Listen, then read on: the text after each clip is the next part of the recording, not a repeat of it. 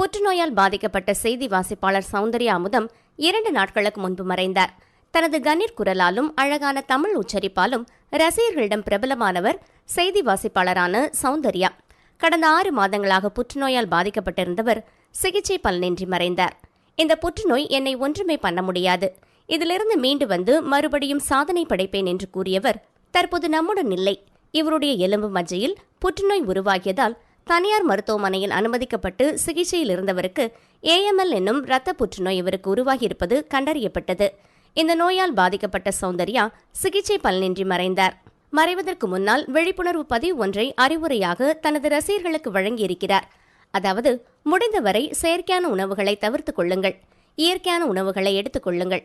அமெரிக்காவில் ரெட்புல் என்னும் பானத்தால் 20 முதல் 40 வயதுக்குட்பட்டவர்கள் குடல் புற்றுநோயால் அவதிப்பட்டு வருவதாக அண்மையில் ஆய்வு ஒன்று சொல்கிறது. புற்றுநோய் வருவதை தவிர்ப்பதற்கு நாம் வெளியில் சாப்பிடுவதை தவிர்க்க வேண்டும். வெளியில் கிடைக்கும் உணவில் என்ன கலக்கிறார்கள், எப்படி சமைக்கிறார்கள் என்று நமக்கு தெரியாது. அதனால் முடிந்தவரை சாக்லேட், சிப்ஸ், ட்ரிங்க், ஊறுகாய் போன்றவற்றை தவிர்த்து விடுங்கள். நம் உடலில் ரசாயனம் சேர வேதியியல் ரீதியாக நமது உடல் அதனை ஏற்றுக்கொள்ளாது.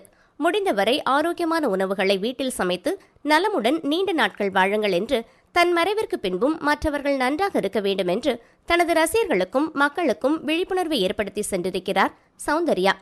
ஆரோக்கியமாக இருக்க விரும்புகிறவர்கள் ஆரோக்கியமற்ற உணவுகளை தவிர்க்கும் மனநிலையை உருவாக்கிக் கொள்ள வேண்டும்.